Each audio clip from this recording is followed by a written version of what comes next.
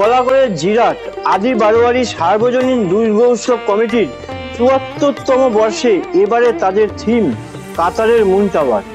হুগলির জিরাট আদি বারোয়ারির থিমে মেঘা চমক। এবার কাতারের মুন টাওয়ার এই থিম হিসেবে বেছে নিয়েছে তারা। শুধু তাই নয়, দর্শনার্থীদের জন্য একটি বিশেষ পথের ব্যবহার করা হয়েছে এই সার্বজনীন দুর্গোৎসব কমিটির উদ্যোক্তারা।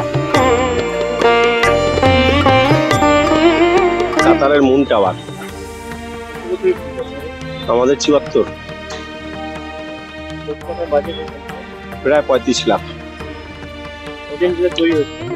প্যান্ডেল তৈরি হচ্ছে ৪ মাস। উদ্বোধনের চমক আপাতত এখন সেইভাবে কিছু ঠিক করা হয়নি, তবে কিছু রাখা হবে। কাতারের মুন টাওয়ারটা হওয়ার কারণ একটাই, মানে ২০২২ সালে বিশ্বকাপটা কাতারে হয়েছিল। সেই সময় আমাদেরই ক্লাবের কিছু সদস্য ওখানে কোনো কাজের থ্রুতে গিয়েছিল, বা আমরা ছবিটা দেখেছিলাম। সেখান থেকে আমাদের চিন্তা ভাবনা আসলে এই জিনিসটা ভালো করলে করা যায়। সেটা আমরা ২৩-এ করতে পারিনি, ২৪-এ করছি।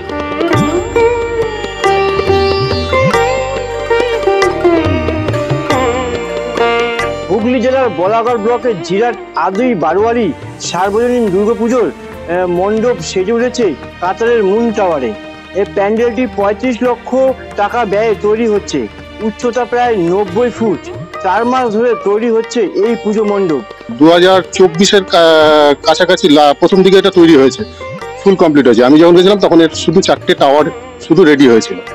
তো এখানকার লোকেদের সেই জিনিসটাকে একটু দেখানোর জন্য যে কিরকম হয় টাওয়ারটা, এটা একটা অ্যাকচুয়ালি হচ্ছে শপিং কমপ্লেক্স।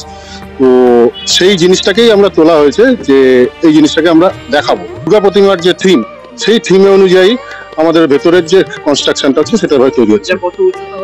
এটা নিয়ার অ্যাবাউট হাইট হচ্ছে ৯০ ফুট। কর্মসূত্রে কি ছিল তারা দেখে এসছে, তারা এসে আমাদের কার্ড দিয়ে দিয়েছে। তারপর আমরা ছবি টবি দেখে আমাদের কমিটির মধ্যে একটি হয়, তাহলে এখানে করা হবে। কেন কাতারে তো সাধারণ লোকের ব্যয়বহুল জায়গা, যাওয়া তো সম্ভব না। এখান থেকে যদি কিছুটা যদি তাদের দেখানো যায়, সেই চেষ্টাই করছে। উদ্বোধন হবে তৃতীয়ার দিন। উদ্বোধনী চমক তো এরকম নানান জায়গাতে অ্যানাউন্সমেন্ট হয়েছে, আমরা কোনো সেলিব্রিটিকে আনছি না এখন পর্যন্ত। ওটাই এরপরে কমিটি চিন্তা ভাবনা করবে কি করা যাবে।